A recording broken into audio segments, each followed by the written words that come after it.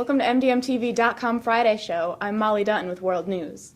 In the deadliest terror attack in central London in over 10 years, police have arrested 8 people and conducted 6 raids in and around the country. All this after a single attacker plowed his car into a crowd of people on the Westminster Bridge before stabbing a policeman. The attack left 3 dead and scores injured. The attacker was shot dead as he tried to storm Parliament. Through a spokesman, the Metropolitan Police have said that a full counterterrorism investigation is underway. In other news, more than 800 cities and towns in Peru have declared a state of emergency after an unusual amount of rain has caused flood and landslides all over the country. At least 72 people have died and more than 70,000 people are left homeless. The country's capital, Lima, has been without water for almost 2 weeks, and services are only just now being restored. Forecasters expect the unstable weather to continue for weeks to come. Stay tuned. Kiri's Caboose is a locally owned business that has produced scoops of smiles in Montrose since 2002. When you stop at Kiri's Caboose, you'll be served by familiar, friendly, smiling faces of current and past Montrose School students. Kiri's Caboose has 28 hand-dipped flavors of ice cream, as well as a variety of cool, palate pleasures with their soft serve specialties. I scream, you scream, we all scream for Kiri's Caboose ice cream. Welcome back. I'm Sarah Jones with National News. Last month, President Donald Trump nominated a Denver federal appeals court judge, Neil Gorsuch, to succeed Antonin Scalia on the United States Supreme Court. Millions of voters said this was the single most important issue to them when they voted for me for president, Trump said. He said Gorsuch possesses outstanding legal skills, a brilliant mind, and tremendous discipline. However, not all are thrilled of this nomination. Democrats are still furious at Senate Republicans for their refusal to give President Obama's nominee, Merrick Garland, a hearing last year. Scalia died February 13th of last year, 10 months before the end of Obama's term, and there has been a vacancy on the court ever since.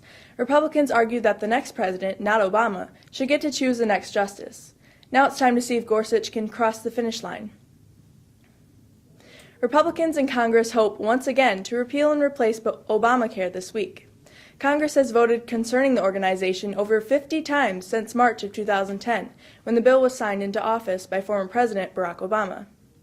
According to a survey by the Washington Post, there is a 65% chance of repeal by April 13th. However, as of now, no one can be too sure of the outcome. Stay tuned. David? Thanks, Sarah. 2 months after the inauguration, according to a new poll, Donald Trump's job approval rating has hit a new low. 37% of Americans approve of how the president is doing his job. 58% disapprove of how Donald Trump is handling the presidency. The poll, reported on Friday, came amid Trump standing by claims that he was wiretapped by then-President Obama during the election and as his administration pushes Congress to pass legislation to replace Obamacare.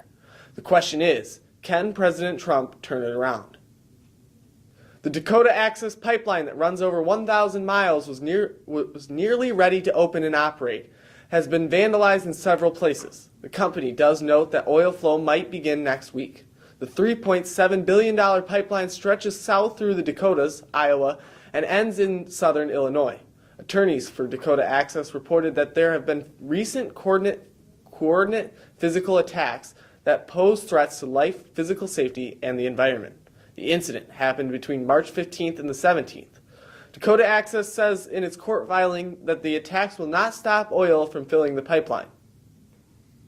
We will be back with Drew and Amanda with state and local news. You are watching The Friday Show on MDM-TV.com. McPick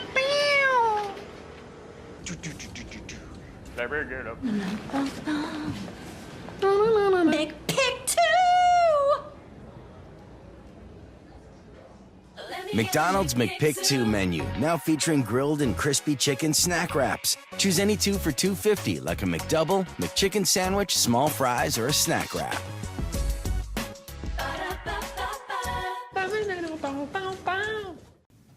Welcome back. I'm Drew with state and local news. The day before his trial would begin, Bay County resident Paul Reese accepted a plea deal after being accused of forcing another man to drive him to a strip club by threatening to kill his family.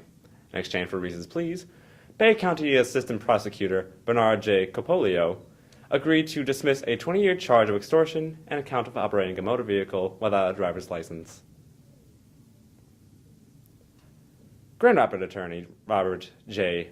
Eleveld passed away on Sunday, March 19th, the day after he hosted his own wake. You heard that right.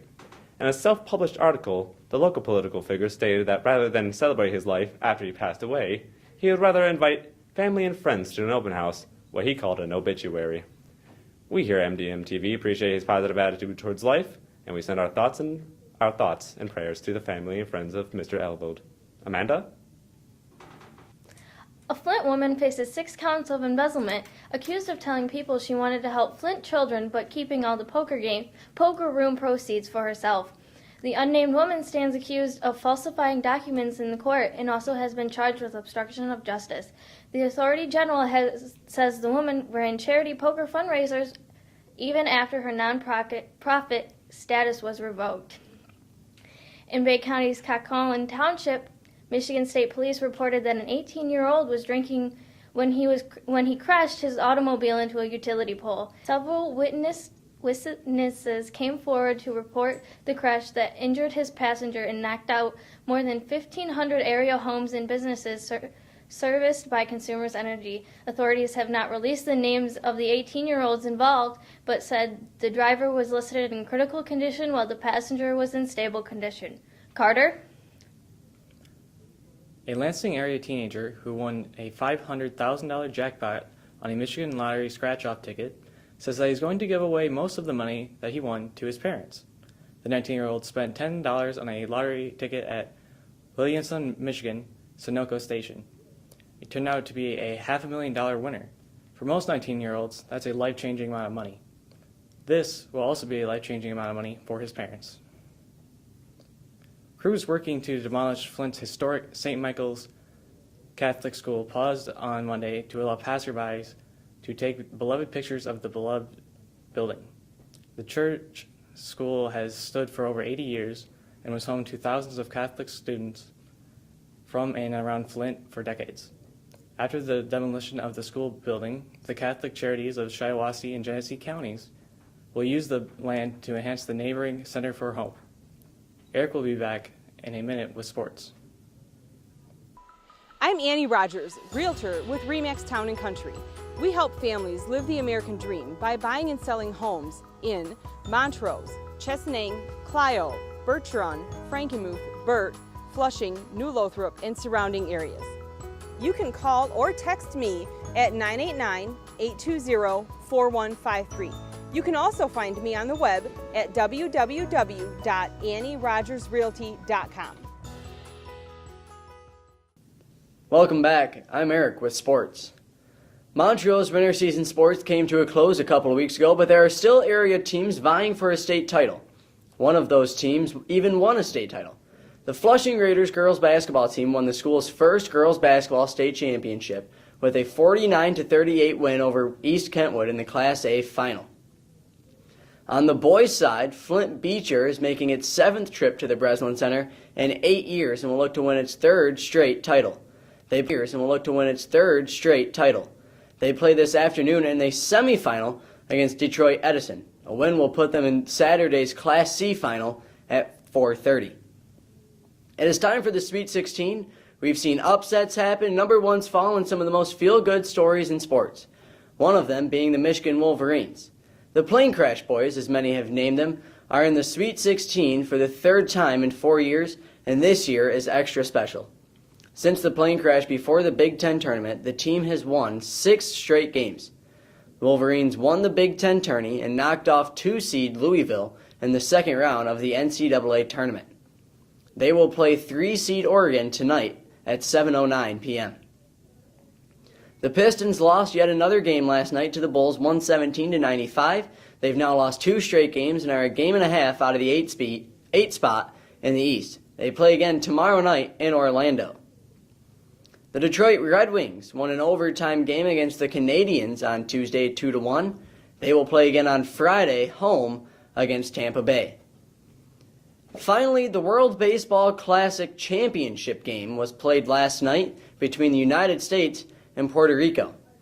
Team USA dominated all the way through, picking up a big 8-0 win for the title. Players will report back to their major league teams within the week and get ready for this season. That's it for this MDM-TV Thursday version of the Friday show. I'm Eric Van Pfeiffer. Thanks for watching.